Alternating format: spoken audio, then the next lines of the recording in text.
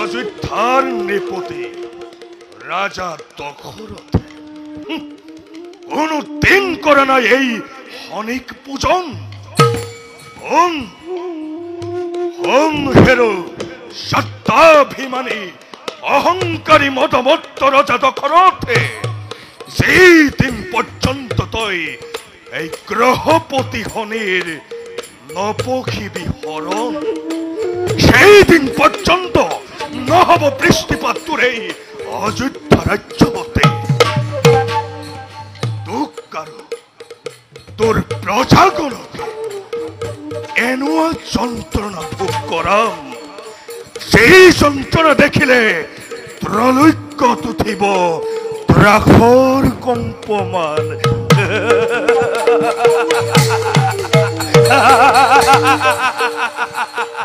কারণ যতেই দৃষ্টি মোর তাতেই প্রলয়।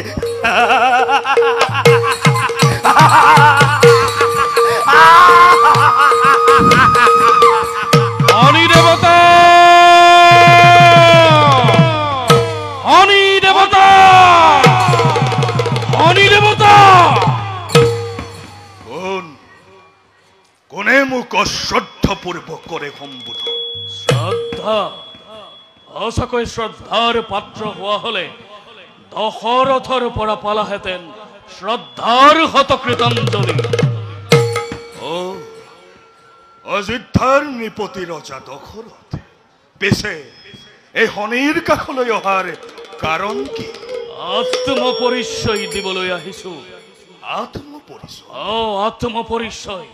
অজৰ নন্দন ৰাজা দশৰথৰ আত্মপৰিচয়ৰ আছে জানো কিবা প্ৰয়োজন? আছে, প্রয়োজন আছে গৃহপতি। অন্যায়ের বিরুদ্ধে প্রজার কল্যাণের অর্থে অজর পুত্র দশরথে কিমান ভয়ঙ্কর মূর্তি ধারণ করিব পারে তার পরিচয় দিবলৈ আহিছো।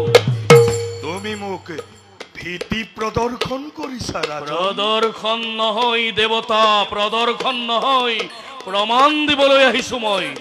মাত্ৰ তুমি মোক কোৱা, ৰোহিণীৰ পৰা তোমাৰ পূৰ্ণ দৃষ্টি কেতিয়া ব্যাহত হব? গ্ৰহপতি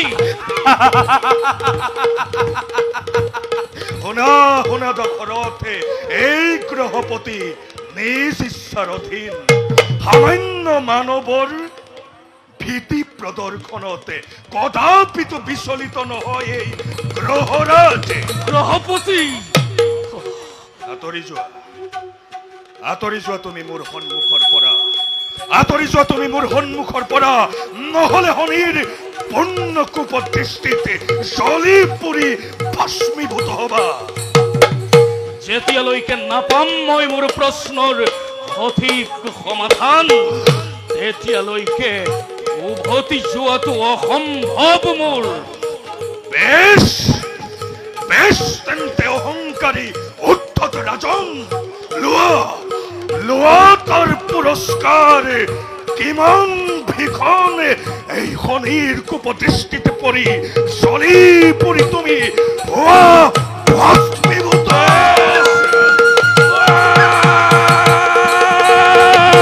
ৰক্ষা কৰা, চলি যায়, উৰি যায়, ৰক্ষা কৰা।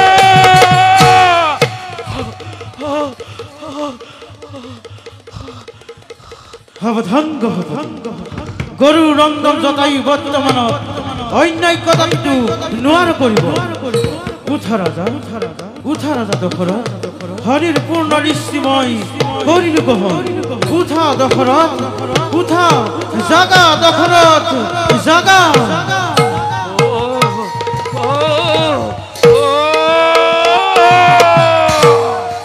সাবধান, সাবধান গ্ৰহপতি, এইবাৰ নাপাবা নিস্তাৰ দশৰথৰ হাতে।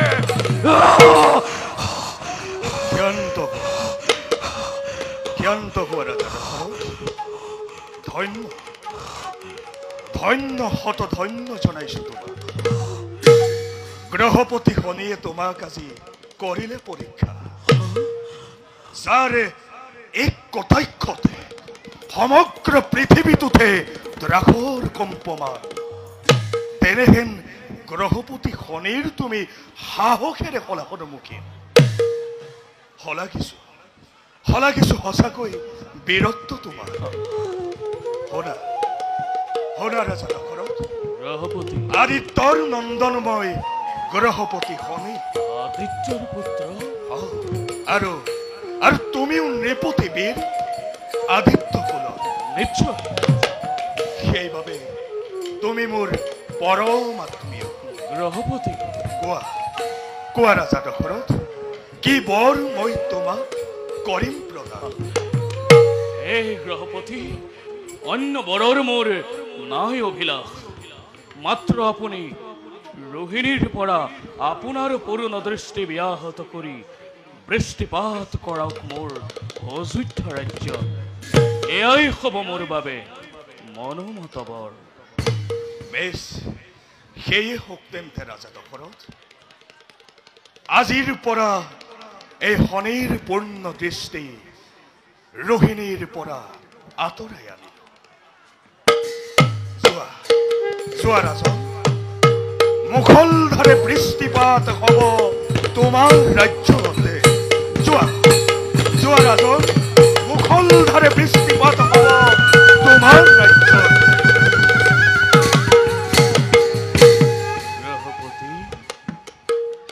এতিয়া ময়ো যাওঁ নিজ কৰ্তব্যতে হও অগ্ৰসৰ ভাল গ্ৰহপতি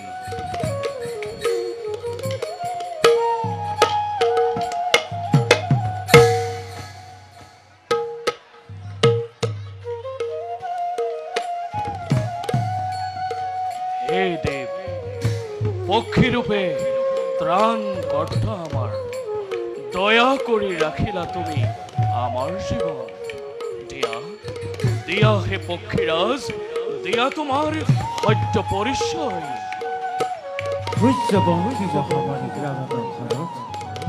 নামুৰ জটায়ু গৰুৰ নদন জটায়ু জ্যেষ্ঠ ভাই সম্পত্তি পক্ষী ৰজা বিষ্ণু চিন্তি পালি আছে পক্ষীকুলৰ সকলো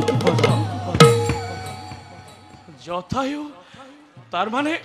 তার মানে তুমি জটায়ু বিনতার নাতি পিতৃয়ে তোমার প্রভু বিষ্ণুর বাহন রূপে রাখিছে সুখ্যাতি হে মোর ত্রাণ কর্তা বিপদর বন্ধু আহা আজি হন্তে বন্ধুত্বর দোলেরে দুয়ুকে বান্ধু চিরদিনলৈ অতিশয় আনন্দ আহা দুই আমি কৰো আহা দুই আমি কৰো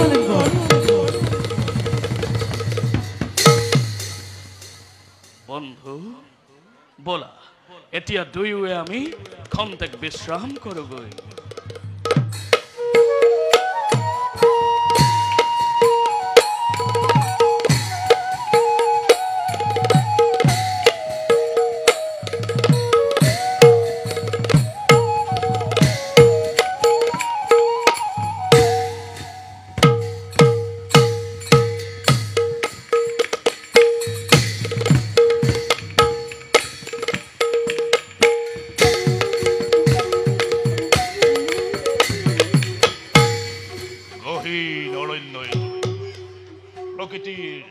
মনোমোহা স্থান ইয়াতেই ব্ৰতী হওঁ মই হৰ আৰাধনা কিন্তু তাৰ আগে আছে মোৰ কৰ্তব্য বিশেষ আৰাধনাত ব্ৰতী হোৱাৰ আগতেই সুৰক্ষিত কৰি লওঁ মই স্থান ময়া বিত্য বলেৰে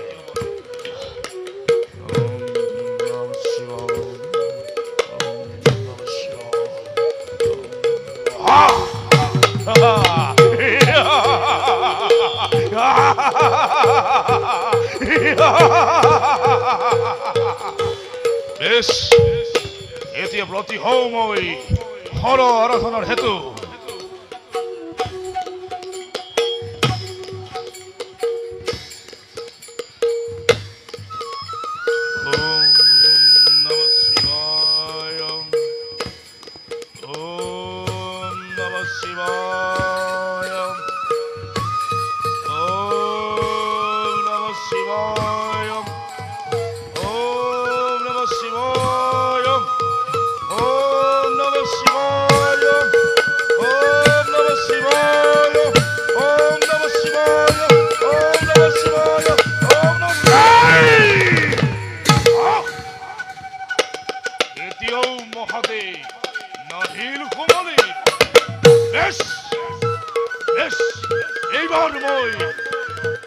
এক পদে মহাদেব গরু আরাধনা ওম নমঃ শিবায় ওম নমঃ শিবায় ওম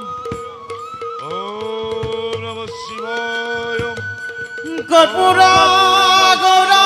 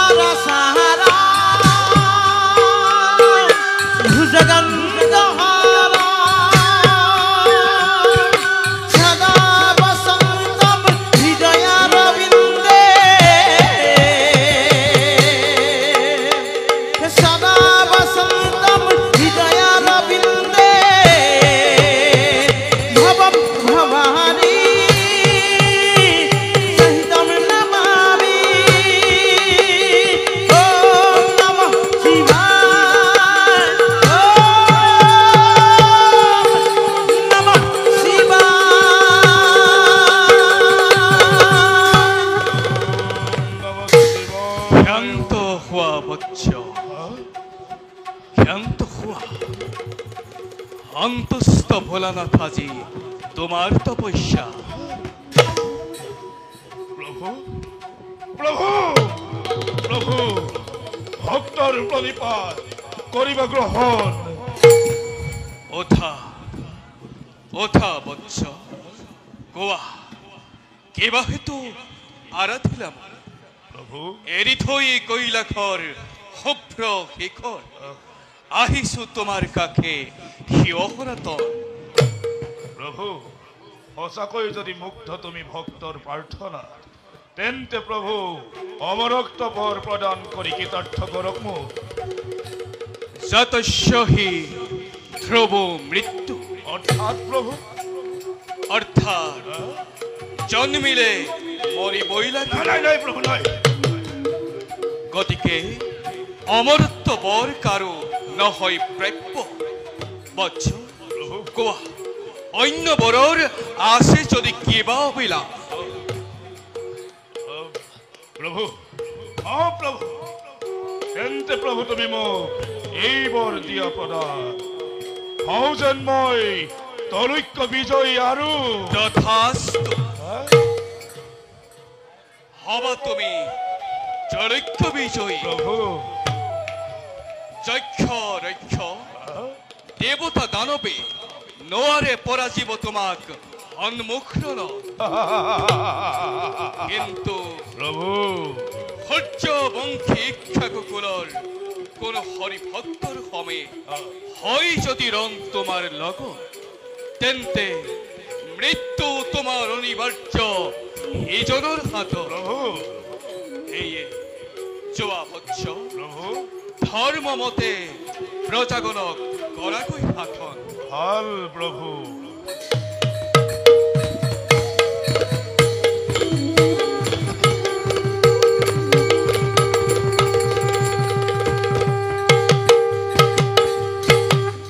ভাল মহাদেৱ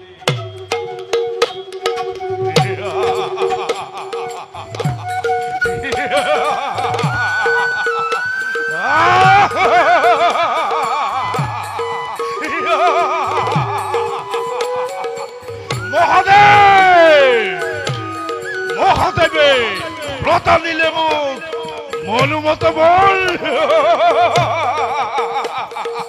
আজি সন্তে এই তৰক্য মোক জিনুতা নাই কোনো জোৰ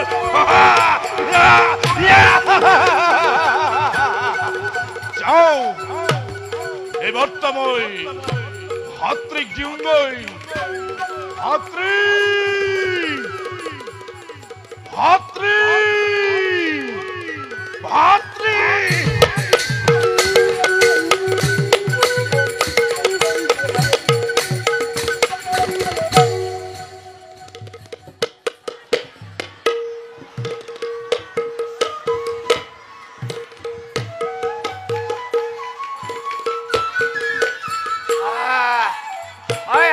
আহি থাক লাহে লাহে আহি থাক দেই ঐ বুঝছ নাই আৰু কিমান দূৰ আছে বাৰু হয় ঐ কথা নকওঁ যে কোৱা এইটো নাই দেখোন কোৱা ক'লৈ গ'ল হয় ঐ মনবৰ হেই দুচা ঐ এফা অ কাটি তই মোক নেদেখিলে থাকিবই নোৱাৰি অ ৱা তই মোৰ সংগী আকৌ তই মোক কি সংগী নহয় জানো কেলে চৈছিলি হা এই তোক নেদেখিলে মই থাকিব নোৱাৰো বুজিছ আইও এটা কি কয় অ এইটো ডাঙৰলৈ হাত তুলিব নাপায় নহয় এই কথা খাও নাজানো মনবৰ কাটি কথা এটা বুজিছ এই আজি ইয়াত কালিলৈ তাত ঐ এনেকে মই আৰু তিতা কেহা খাই খাই মই আৰু নোৱাৰো দেই মোৰ দেহা দেখিছ নাই দেহায়ো একেবাৰে নটনা হৈছে বুজিছ কি কৰ বাৰু এতিয়া ঐ কাটি ঐ এইদৰে ৰৈ ৰৈ গৈ থাকিলে সেই পুৰণি গাঁওখন নাপাবিগৈ বুজিছ নাই ঐ অযোধ্যাত বৰষুণ হোৱাৰ পৰা এই তোৰ মোৰ নিচিনা ভগনীয়া প্ৰজাবোৰ সেই উভতিবলৈ আৰম্ভ কৰিলে নহয় ঐ কেনেবাকৈ দেৰি হ'ব লাগিলে আকৌ তোক ক'বলৈ নতুনকৈ হাবি ভাঙি খেতি আৰম্ভ কৰিব লাগিব তাতে কয় আকৌ মোৰ জানাই নহয় সেই পৰিয়ালৰ কথা পৰিয়ালৰ কথা উলিয়াই দিছে হেৰ' চা এই মহাৰাজ দশৰথকো কিন্তু মানিছো দেই এই দেৱৰাজ ইন্দ্ৰকো বোলে এই বৰষুণ দিবলৈ বাধ্য কৰালে বুজিছ আৰু সেইজনক তই মই আমি কিমান গালি পাৰো গতিকে সেইজনক ইয়াৰ পৰাই প্ৰণাম কৰ যে আমাক দুখ নধৰিবা দেই আৰু তোৰ আকৌ পৰিয়ালৰ কথা সেই ঢাৰিয়ে পাতিয়ে লাল পালকৈ এসোপামান ল'ৰা ছোৱালী জন্ম দিলি হেল্ল' এতিয়া আকৌ খাৰলি খাই ফুৰিছ আকৌ এইটো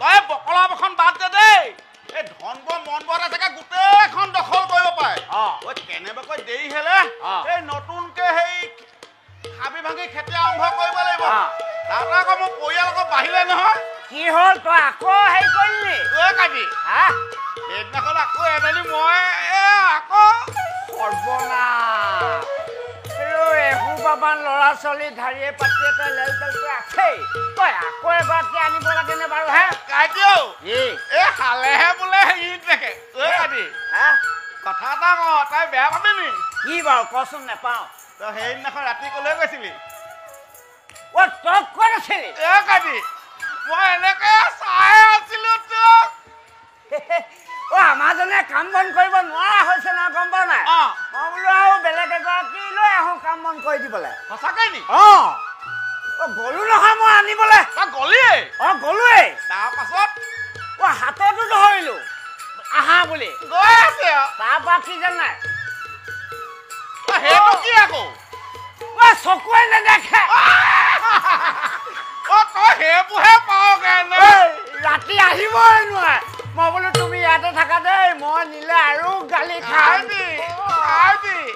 তই মানুহটোহে পোৱা মনবোৰ বৰ আহল বহল দেই কষ্ট কৰিছো কাৰণে বুঢ়া হৈছো মনটো কিবা চেঙেলীয়া হৈ আছে সঁচাকৈ কাটি ঐ সময় এইবোৰ কথা পাতি থাকিলে নহ'ব ব'ল এতিয়া আমি নিজ কামত অগ্ৰসৰ হওঁ কাটিও মোৰ সেইদিনা বৰ মনত পৰিছে পৰিছে ব'ল ব'ল যাবি বাৰু এইফালে নৈ কিনাৰে দি যাবি কাটি আজি মই পাইছিলে যামে দেই ই নেজানে ই য'তে ত'তে যি টি কথা কৈ দিয়ে কেতিয়াবা ইয়াক মই থালুকে মাৰি পঠিয়াম বাপেকে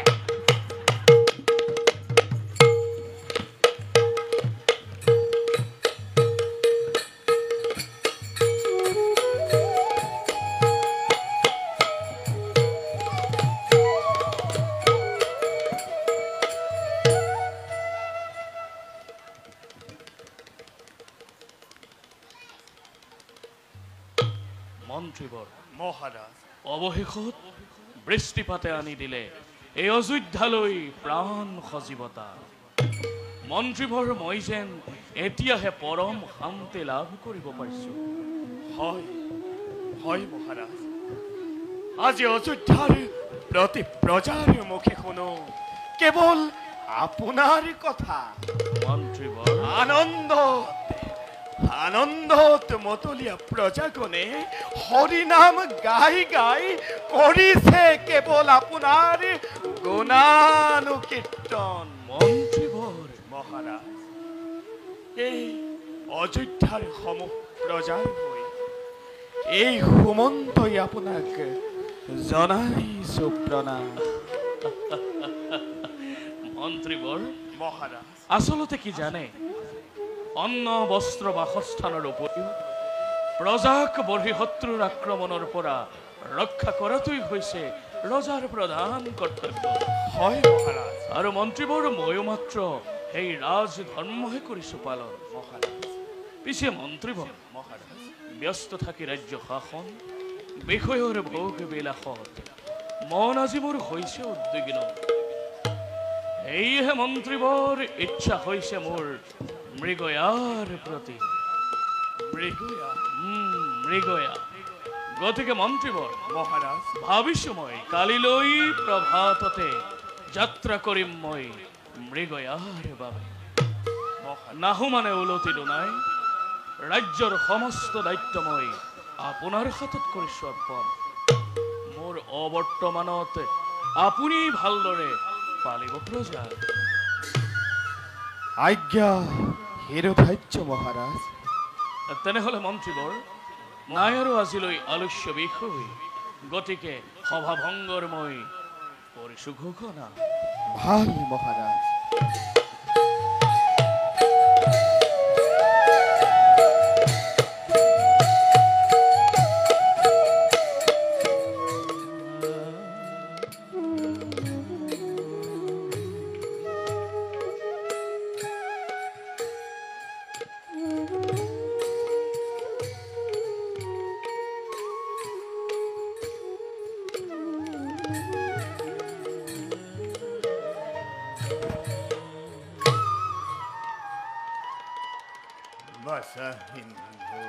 পিতা, হে অন্ধ পিতা মাতাৰ বাবে তই আৰু কিমান কষ্ট কৰিবি। পিতা, হে হে ভগৱান, আমাৰ এই যন্ত্ৰণাৰ অৱসান কেতিয়া হ'ব প্ৰভু? পিতা, বাস তোমালোকে দোষ নকৰিবা। বিধাতাই বিধিলিপি ইয়াকে লিখিলে, তাকে যে বিধাতাৰ দান বুলি গ্ৰহণ কৰা বিনা প্ৰতিবাদে। বাছা, এয়া আই এয়া বিধাতাৰ দান নহয় বাছা। আই এয়া এয়া আমাৰ নিজ কৰ্মফল। নিজ কৰ্মৰ ফল। নিজ কৰ্মফল। নবুজিলো আই, সকলো ব্যক্ত কৰি দূৰ কৰা মোৰ মনৰ সন্দেহ। তেন্তে তেন্তে শুন বাছা, পিতা, এয়া বহু দিনৰ আগৰ কথা। পিতা, তই আই তই তেতিয়া স্থিত হৈছ মোৰ গৰ্ভতে। তোমাৰ গৰ্ভত মহামুনি জেতা আহিছিল আমাৰ আশ্ৰমে। পিতা, তোৰ মাতৃ আৰু মই জানিছিলো তেওঁৰ মহিমাৰ কথা। সেয়েহে গৈছিলো তেওঁৰ চৰণ সেৱাৰ উদ্দেশ্যে। পিতা, দেখি মণিবৰৰ কুৎসিত পদযুগল আমি দুয়ো মুদিছিলো চক্ষু। ত্ৰিকালক্ষী মহামুনিয়ে আমাকে আশীৰ্বাদ কৰি কৰিলে প্ৰস্থান। মুনিবৰৰ প্ৰস্থানৰ লগে লগে মুনিবৰৰ প্ৰস্থানৰ লগে লগে আমাৰ দৃষ্টিশক্তি আমাৰ চক্ষুৰ পৰা কৰিলে প্ৰস্থান।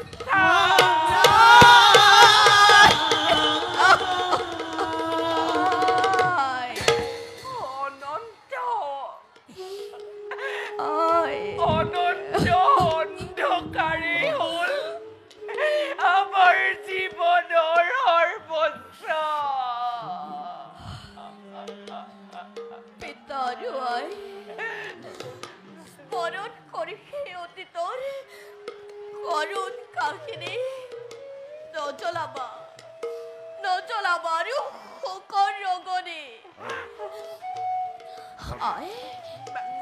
নিজ কৰ্মফলে যদিওবা অন্তৰ কৰিলা গ্ৰহণ তথাপিও সেই ঘটনাই অতৰালে দুয়োৰে মনৰ উৎপত্ত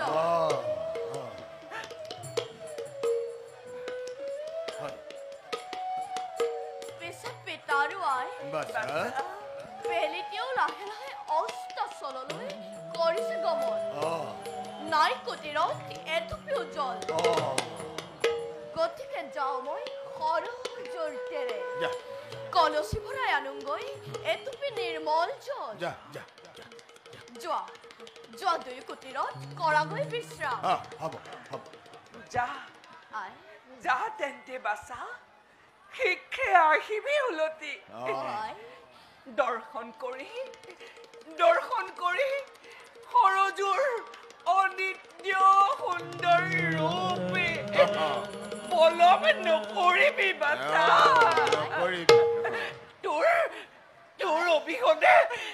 তোৰ অবিহনে আমি জীৱনতে মৃত চিন্তা নকৰিবা আৰু পিতা মই সোনকালে আহিম উলটি মই আহিলো কিন্তু পিতাৰো আই মই নথকাৰ অৱস্থাত যাতে তোমালোক কুটিৰৰ পৰা বাহিৰলৈ নোযোৱা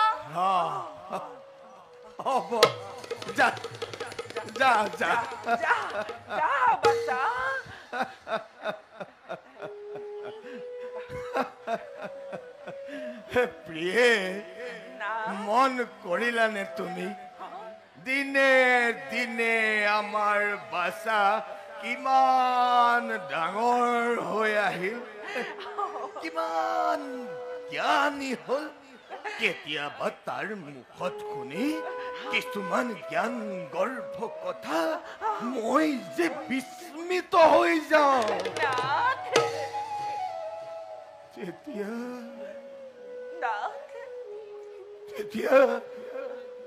তেতিয়া কেনে লাগে জানা কি যেন আমাৰ পুত্ৰ নহয় সাপভ্ৰষ্ট কোনো একে স্বৰ্গৰ দেৱতা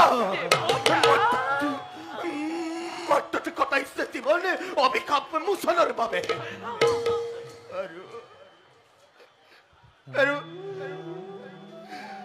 আৰু কেতিয়াবা এনে লাগে জানা প্ৰিয়ে কেতিয়াবা এনে লাগে জানা প্ৰিয়ে কি যেন তোমাক মোক এৰি তই গুচি যাব আপোন স্থানে চিৰাগ জীৱনলৈ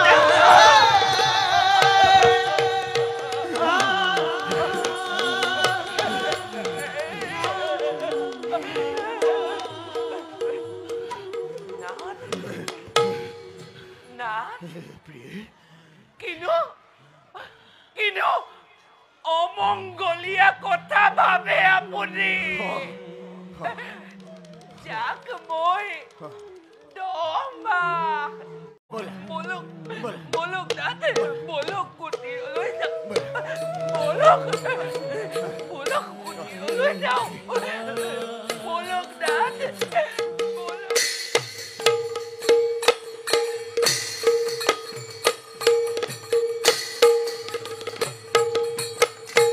জয় মৃগয়াৰ হেতু চলে জয় মৃগয়াৰ হেতু চলে অজৰ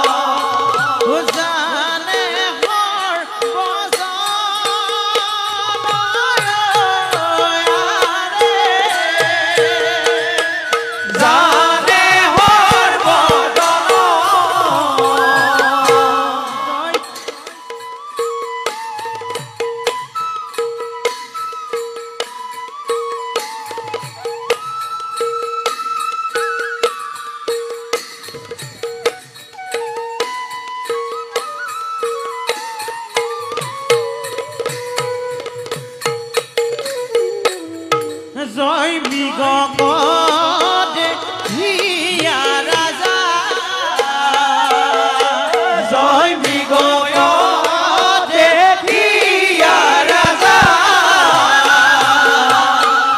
ধনু তঙ্কারি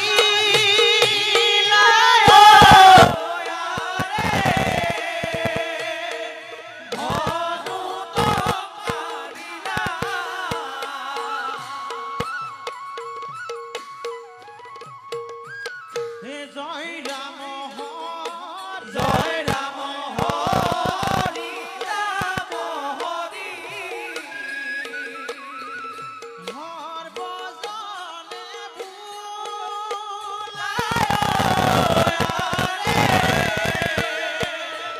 হর বজনে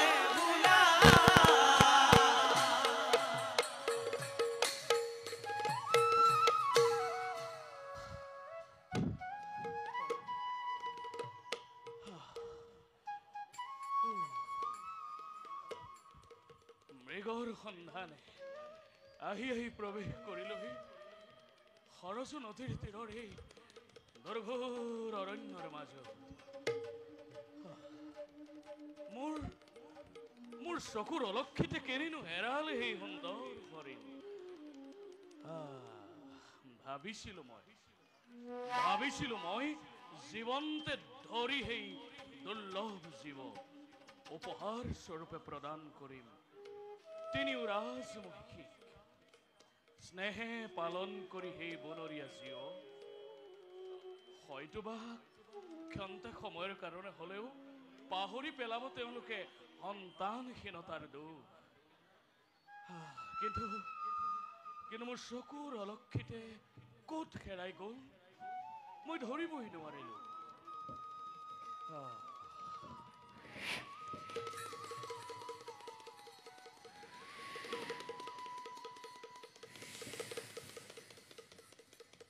কি অদূৰত শুনিবলৈ পাইছো মই কলো কলো অৰজুৰ হুললিত ধ্বনি ঠিকেই নিশ্চয় মৃগটো জল পান কৰিবৰ বাবে নদীৰ তীৰলৈকে গৈছে বেছ যাওঁ আৰু কিছু দূৰ আগবাঢ়ি গৈ পুনৰ মই মৃগৰ অৰুণ এখন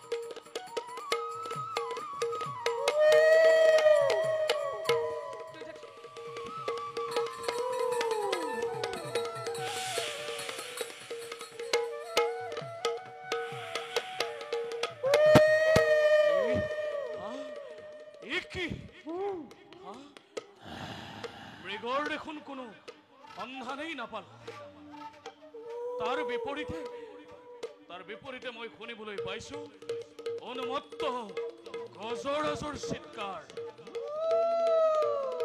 এয়া বুজিছো মই, নিশ্চয় নিশ্চয় সেই গজৰাজৰ দলে পান কৰিছে হৰজু নদীৰ নিৰ্মল জল।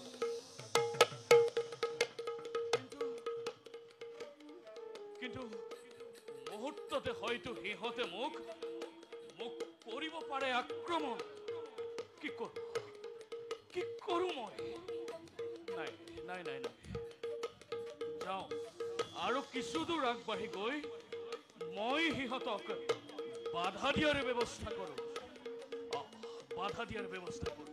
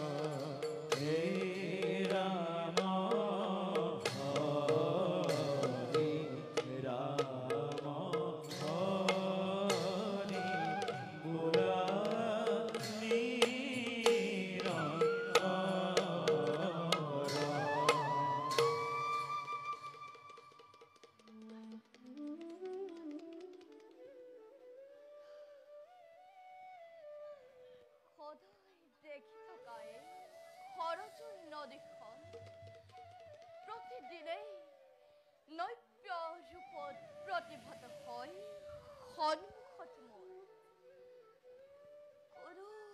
কোনো হৰজুৰৰ সুললিত ধ্বনিয়ে এক সাংগীতিক মূৰ্ছনা কৰিছে সৃষ্টি।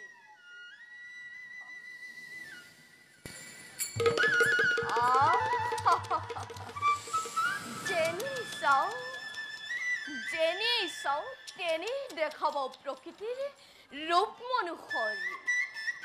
নদীৰ তৰিয়নিত পৰ্যন্ত কণ কণ বালিমাখি চৰাইবোৰে বলুকত এক ভাস্কৰ্যৰ কৰিছে সৃষ্টি। হে প্ৰভু, তোমাৰ কি যে বিৰঙীয়া সৃষ্টি। দেখি হৰজুৰৰ নান্দনিক ৰূপ মুখপৃষ্ট হব খোজে মোৰে সব থেকে ব্ৰহ্মণ্য জীৱন।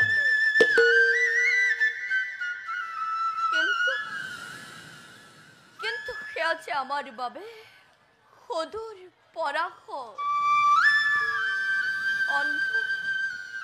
অন্ধ পিতামাতাৰ দায়িত্ব এতিয়া আমাৰ হাতত।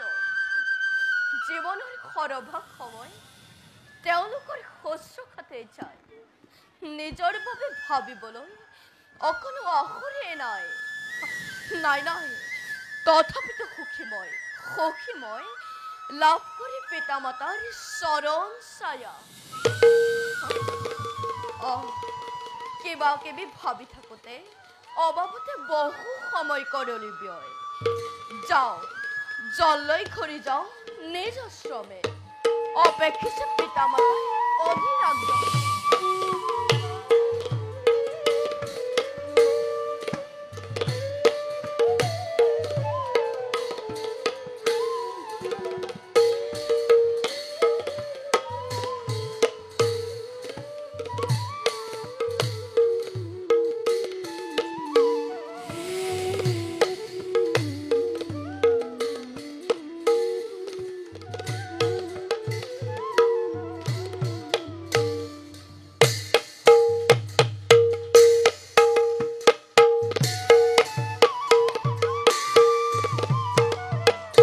জয় দশৰথ ৰাজা ইটো,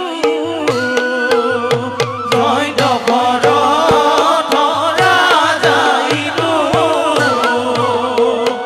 ভৈল পতন কৰায় আৰে, ভৈল পতন কৰায়।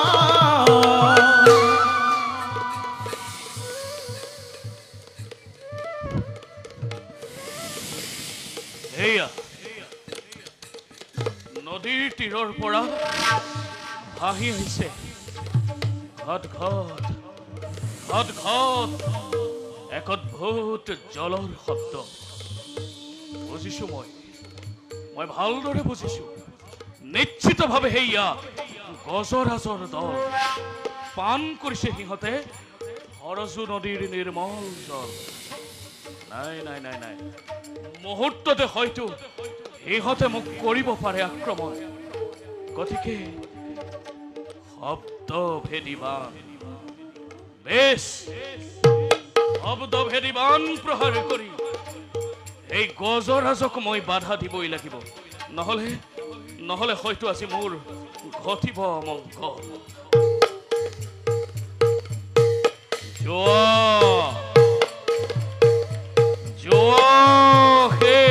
শব্দভেদী বাণ শব্দৰ অনুসাৰে গৈ লক্ষ্য স্থানত কৰাগৈ আঘাত।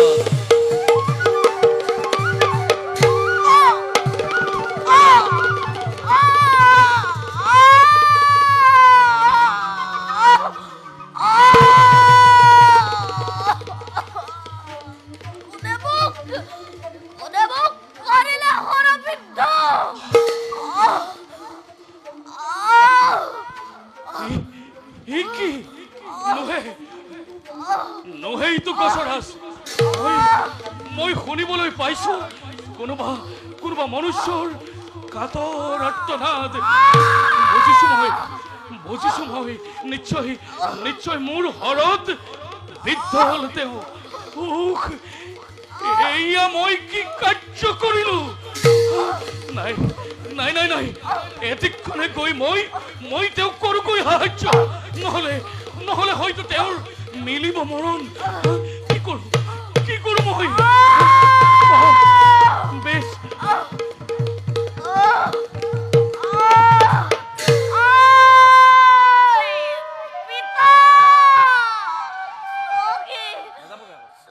তোমার পুত্র বিলাই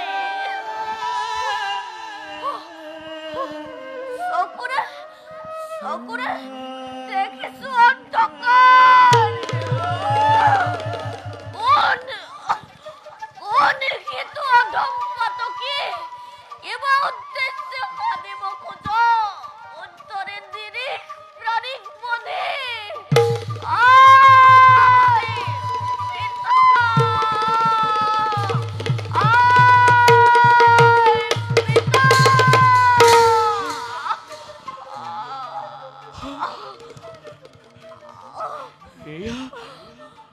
এয়া কি?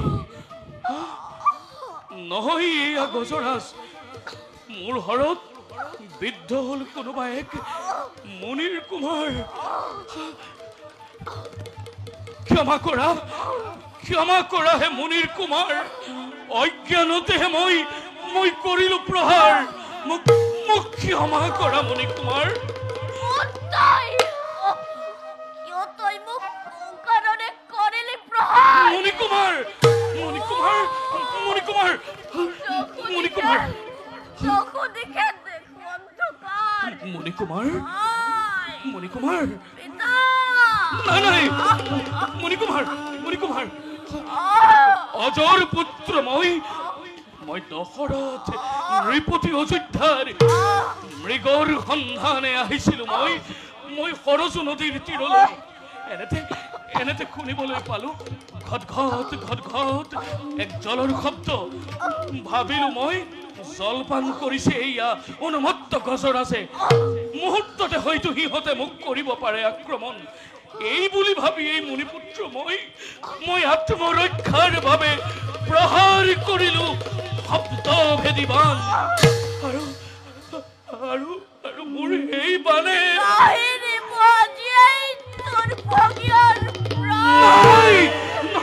নহয় কিন্তু নাজানানে দশৰথ ৰাজা অপপ্ৰয়োগ ঘটালা তুমি শব্দভেদী বাণৰ মুনি কুমাৰ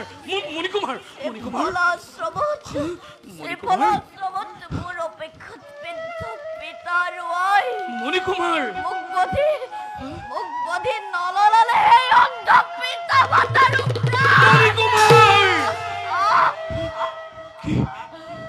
কি কলা অন্ধ পিতা মাতা তাৰ মানে তুমি পুত্ৰ অন্ধমুনি তুমি পুত্ৰ অন্ধমুনি কি কৰিব মুনি কুমাৰ বিধাতাই তাকে লিখিলে ললাটত মুনি কুমাৰ উঠা মুনি কুমাৰ উঠা মুনি কুমাৰ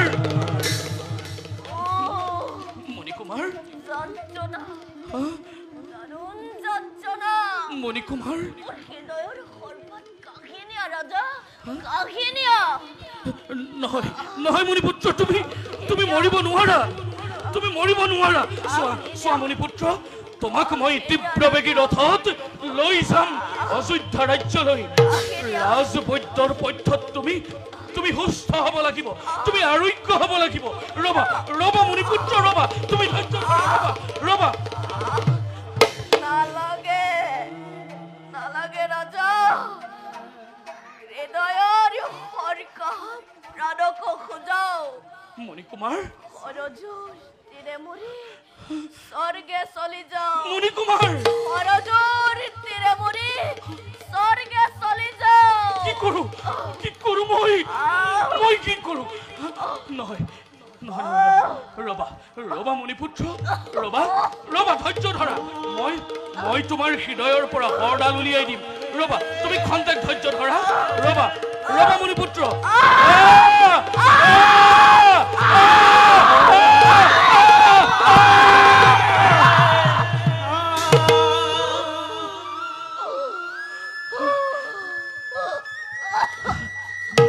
দেখা সৰ্বজন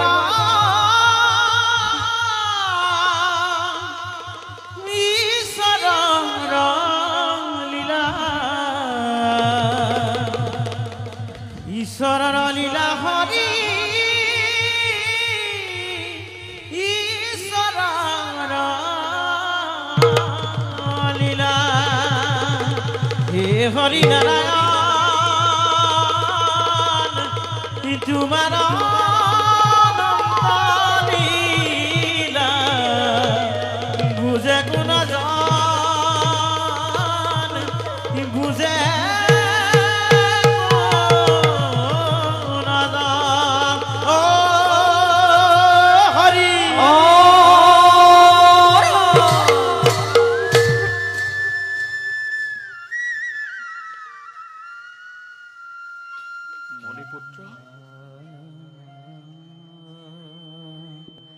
মণিপুত্ৰ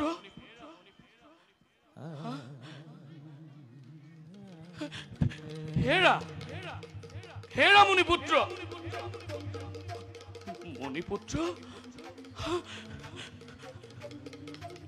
মণিপুত্ৰ হেৰা মণিপুত্ৰ তুমি নামাতা কিয় মণিপুত্ৰ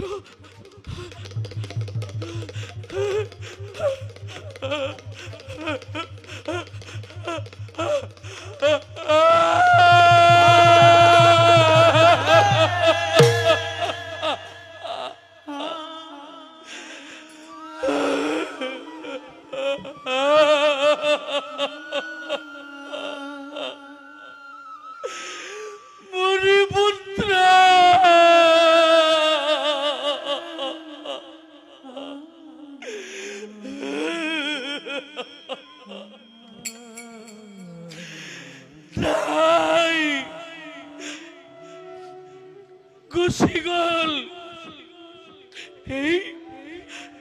এই মহাপাপী দশৰথক পাপ সাগৰত নিমজ্জিত কৰি গুচি গল মণিপুত্ৰ স্বস্থানলৈ মই এতিয়া কি কৰো মই এতিয়া কি কৰো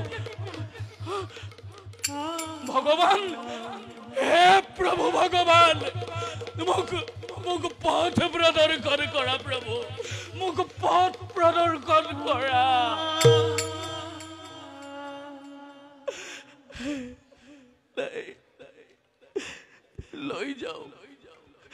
লৈ যাও মুনিপুত্ৰৰ নিথৰ দেহ পিতৃ মাতৃৰ কাষলৈ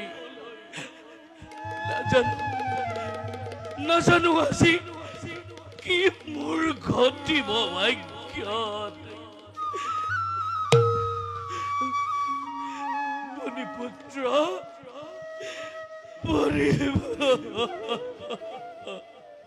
মৃত দেহ কাঁধেল দখ